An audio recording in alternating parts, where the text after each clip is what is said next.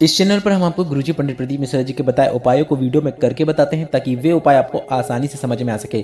जैसा कि आप सभी को पता है, गुरुजी पंडित प्रदीप मिश्रा जी के बताए सभी उपाय हम सोमवार, प्रदोष और मासिक शिवरात्रि में कर सकते हैं। और 5 फरवरी 2024 दिन है सोमवार का और तिथि है माघ माह के कृष्ण पक्ष की दशमी।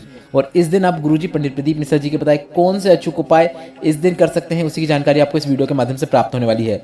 इस वीडियो में हम आपको कर्ज मुक्ति उपाय, धन प्राप्ति उपाय, मनोकामना पूर्ति उपाय, लक्ष्मी प्राप्ति उपाय, शीघ्र विवाह उपाय, नौकरी प्राप्ति उपाय, व्यापार वृद्धि उपाय, नशा मुक्ति उपाय, सुख समृद्धि के लिए उपाय और सोमवार के विशेष उपायों की जानकारी आपको इस वीडियो के माध्यम से प्राप्त होने वाली है। इसलिए आप वीडियो को अंत तक जरूर देखिएगा ताकि कोई भी उपयोगी जानकारी आपसे न छूटे। बिना किसी देरी के बढ़ते हैं पहले विशेष उपाय की ओर। शिव पंचायत वाला एक विशेष उपाय है जिसे आप इस सोमवार के दिन कर सकते हैं। शिवलिंग के ऊपर आपको शिव पंचायत के 5 भगवानों का नाम लेते हुए 5 बेलपत्र को अर्पित करना है। बेलपत्र आपको शिवलिंग के ऊपर अर्पित करना है। अब शिव पंचायत के 5 भगवान कौन कौन हैं वह भी आप समझ लीजिए। पहले हैं सूर्य भगवान, दूसरे हैं विष्णु भगवान, तीसरे हैं गणेश भगवान, चौथे हैं माता जगदम्बा भवानी और 5वें हैं भोलेनाथ। इनका नाम लेते हुए आपको 5 बेलपत्र को शिवलिंग के ऊपर अर्पित करना है। सभी बेलपत्र शिवलिंग के ऊपर ही अर्पित करना है, इस बात का आपको ध्यान रखना है। और 5 बेलपत्र अर्पित करते समय आप शिव पंचायत के आप चाहो तो एक एक भगवान का नाम ले सकते हैं। इसके बाद आपको 5 कलश जल शिवलिंग के ऊपर अर्पित कर देना है। अगर आप 5 कलश जल अर्पित नहीं कर पाते हैं तो आप 1 कलश जल का भी 5 बार भाग करके 5 बार में वह जल शिवलिंग के ऊपर अर्पित कर सकते हैं। इसके बाद आप श्री शिवाय नमस्तुभ्यम या फिर नमः शिवाय या फिर ओम नमः शिवाय बोलते हुए शिव पंचायत के सभी देवी देवताओं का नाम स्मरण करते हुए, जैसे सूर्य भगवान, विष्णु भगवान, गणेश भगवान, माता जगदम्बा भवानी, भोलेनाथ, ऐसे नाम स्मरण करते हुए अपनी कामना कर लेना है आपको। यह विशेष उपाय आप अपने नज़दीक के शिवालय में ही जाकर कर सकते हैं। कई लोगों का प्रश्न रहता है कि हमारे घर के पास शिव पंचायत का मंदिर नहीं है तो यह उपाय हम कहाँ करें।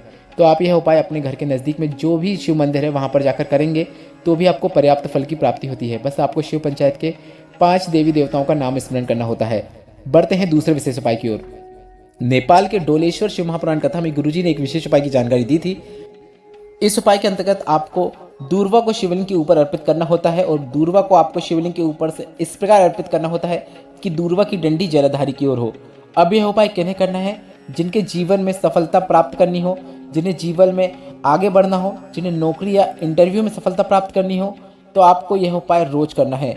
आपको 3 माह तक लगातार अगर आपने यह उपाय कर लिया तो आपको अपने जीवन में निश्चित सफलता प्राप्त होती है। या फिर आप नौकरी या इंटरव्यू के लिए कर रहे हैं तो उसमें भी आपको सफलता देखने को मिलती है। बस आपको एक दूर्वा शिवलिंग के ऊपर अर्पित करना है। इसके बाद 1 कलश जल आपको शिवलिंग के ऊपर अर्पित कर देना है। यह नियम आपको रोज बना लेना है और 3 माह तक लगातार आपको यह विशेष उपाय करना है। और गुरुजी ने कहा अगर आप यह उपाय रोग मुक्ति के लिए करना चाहते हैं तो पूरा जल अर्पित करने के बाद थोड़ा सा जल प्राप्त करके आपको उसका आचमन कुंदकेश्वर महादेव का नाम स्मरण करते हुए करना है।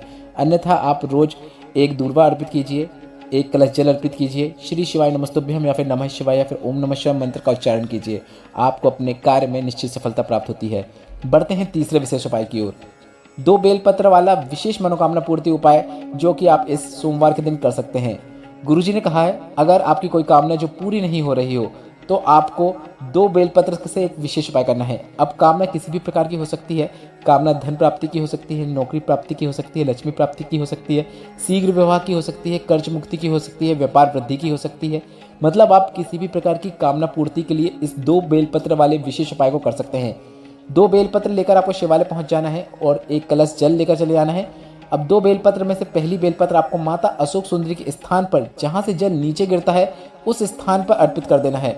शिवलिंग के ऊपर ही अर्पित करना है, पर शिवलिंग का वह भाग जहां से जल नीचे गिर रहा होता है उस स्थान पर आपको पहली बेलपत्र को अर्पित कर देना है। आप वीडियो के माध्यम से देखकर समझ सकते हैं कि आपको पहली बेलपत्र को कहां पर अर्पित करना है। इसके बाद दूसरी बेलपत्र को आपको शिवलिंग के ऊपर अर्पित कर देना है। दूसरी बेलपत्र को आपको शिवलिंग के ऊपर इस प्रकार से अर्पित करना है कि बेलपत्र की डंडी जलाधारी की ओर हो। पहली बेलपत्र को भी इस प्रकार से अर्पित करें कि बीच वाली पत्ती शिवलिंग की ओर हो। दोनों बेलपत्र अर्पित करते समय आपको श्री शिवाय नमस्तुभ्यम या फिर नमः शिवाय या फिर ओम नमः शिवाय मंत्र का उच्चारण जरूर करना है। गुरुजी ने कहा दोनों बेलपत्र को अर्पित करने के बाद आपने जो 1 कलश जल लाया है उस जल कलश का भाग आपको 2 बार में, मतलब पहले आपने जो माता अशोक सुंदरी के स्थान से जहाँ से जल नीचे गिरता है वहाँ पर पहली बेलपत्र अर्पित की है, वहाँ पर आपको जल के 5 भाग, 1 कलश का ही जो जल है उसी के 5 भाग आपको उस बेलपत्र के ऊपर अर्पित करना है। और बचा हुआ पूरा जल 5 भाग में दूसरी बेलपत्र जो आपने शिवलिंग के ऊपर अर्पित की है उसके ऊपर आपको 5 भाग में ऐसा करके पूरा जल अर्पित कर देना है। बस इतना ही करना होता है। आप जिस कामना को मन में रखते हुए यह उपाय करते हैं वह कामना आपकी निश्चित रूप में पूरी होती है। किसी भी प्रकार की कामना पूर्ति के लिए आप यह विशेष उपाय इस सोमवार में करके आप अधिक से अधिक लाभ जरूर प्राप्त कीजिएगा। बढ़ते हैं चौथे विशेष उपाय की ओर। गुरुजी ने बताया है सोमवार के दिन अगर आप शिवालय नहीं जा पा रहे हैं तो कई प्रकार के वृक्ष हैं जिन वृक्षों के नीचे अगर आप जल अर्पित कर रहे हैं तो उससे आपको विशेष फल की प्राप्ति होती है। बस आपको इन वृक्षों के नीचे जल अर्पित करते समय महादेव के विशेष नाम का स्मरण करना है।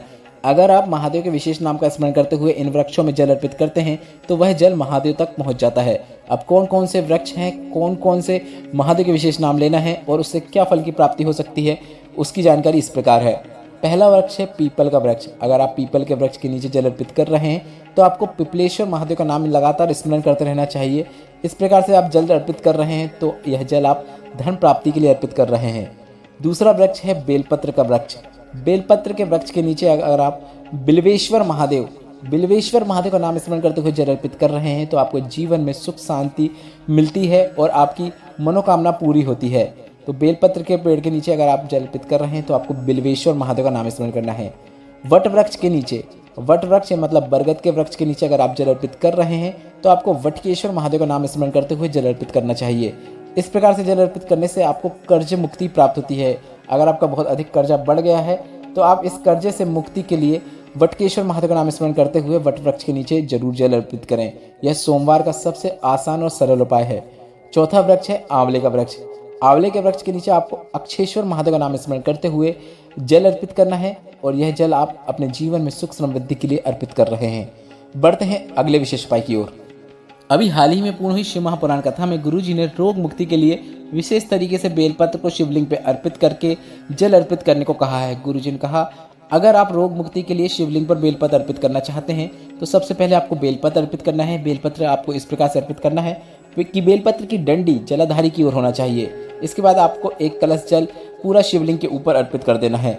इसके बाद जलाधारी से नीचे आ रहे जल का थोड़ा सा भाग आपको कुंदकेश्वर महादेव का नाम स्मरण करते हुए प्राप्त करना है और उस रोगी व्यक्ति को जिसे दवाइयाँ नहीं लग रही हैं, जो बार बार बीमार हो जाता है, उसे कुंदकेश्वर महादेव का नाम स्मरण करवाते हुए पिलवा देना है।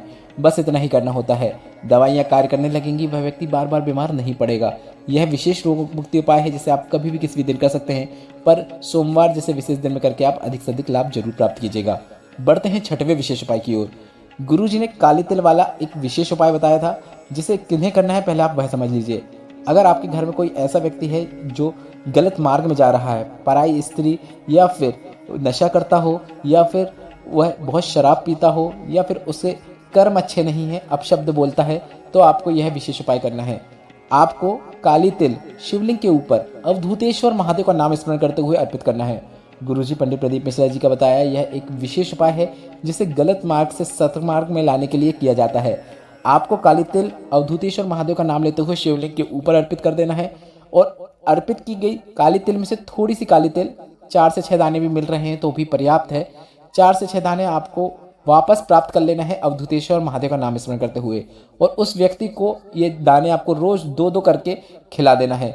अगर वह स्वयं खा लेता है तो अच्छी बात है, अगर खाने से मना करता है तो आप उसे खाने में मिलाकर इस काली तिल के 2 दाने खिला सकते हैं। बस इतना ही करना होता है। गुरुजी ने कहा उसे स्वयं नशे से घृणा होने लगेगी, वह सतमार्ग में चलने लगेगा। अगर गलत कर्म करता है तो वह गलत कर्मों को छोड़कर अच्छे कर्मों की ओर अग्रसर होगा, उसे अच्छे कर्मों की ओर आगे बढ़ने की भगवान से प्रेरणा प्राप्त होती है। यह विशेष उपाय आप इस सोमवार को अवश्य करें। यह 3 से 4 सोमवार करके देखिएगा, आपको अवश्य लाभ देखने को मिलेगा। बढ़ते हैं 7वें और अंतिम विशेष उपाय की ओर। औरंगाबाद की सत्यम शिवम सुंदरम शिव महापुराण कथा में गुरुजी ने एक विशेष उपाय बताया था। पहले आप यह समझ लीजिए कि उपाय किन्हें करना है। विषम परिस्थिति जीवन में आ गई हो या फिर कोई काम आपका जो हो नहीं पा रहा हो तो आप यह उपाय कर सकते हैं। विषम परिस्थिति से बाहर आने के लिए आप यह उपाय कर सकते हैं। अटके हुए कार्यों को पूर्ण करने के लिए आप यह विशेष उपाय कर सकते हैं। आपको 5 जगह बेलपत्र अर्पित करना है और 5 जगह आपको जल अर्पित करना है। अब 5 विशेष जगह कौन कौन सी है? पहला है गणेश भगवान के स्थान पर आपको बेलपत्र अर्पित करना है। इसके बाद आपको थोड़ा सा जल 1 कलश का उस गणेश भगवान के स्थान पर जहाँ पर आपने बेलपत्र अर्पित की है वहाँ पर अर्पित कर देना है। इसके बाद शरण कार्तिक भगवान के स्थान पर आपको जल अर्पित करना है। इसके बाद वहाँ पर भी थोड़ा सा जल अर्पित कर देना है। इसके बाद माता अशोक सुंदर के स्थान पर आपको जल अर्पित करना है। इसके बाद वहाँ भी आपको थोड़ा सा जल अर्पित कर देना है। इसके बाद आपको माता पार्वती के हस्तकमल में आपको बेलपत्र अर्पित करना है और उसके बाद वहाँ पर भी थोड़ा सा जल अर्पित कर देना है। अंत में आपको शिवलिंग के ऊपर बेलपत्र अर्पित करना है और पूरा जल शिवलिंग के ऊपर अर्पित कर देना है। इसके बाद आप अपनी कामना बोल सकते हैं, जो भी कामना हो, अगर विवाह की है या फिर धन प्राप्ति की है या कर्ज मुक्ति की है या नौकरी प्राप्ति की है या फिर एग्जाम में सफलता की है, जो भी कामना है वह कामना आप बोल दीजिए। गुरुजी ने कहा 2 माह में आपको आपकी कामना पूरी होती हुई नजर आने लगेगी। यह उपाय आप उत्तरमुखी होकर, मतलब आपका मुख उत्तर दिशा की ओर हो, इस प्रकार से बैठकर यह उपाय करें। 5 सोमवार उपाय करके देखिएगा, आपको निश्चित सफलता देखने को मिलेगी। यह विशेष उपाय आप इस सोमवार से करके अधिक से अधिक लाभ जरूर प्राप्त कीजिएगा। इस वीडियो में बताए गए उपायों से संबंधित अगर अभी भी आपके मन में कोई प्रश्न है तो वह प्रश्न आप कमेंट बॉक्स के जरिए पूछ सकते हैं। मेरे द्वारा दी गई जानकारी अगर आपको थोड़ी सी भी उपयोगी लगी हो तो इस वीडियो को लाइक करके कमेंट बॉक्स में हर हर महादेव जरूर टाइप कीजिएगा। श्री शिवाय नमस्तुभ्यम। हर हर महादेव।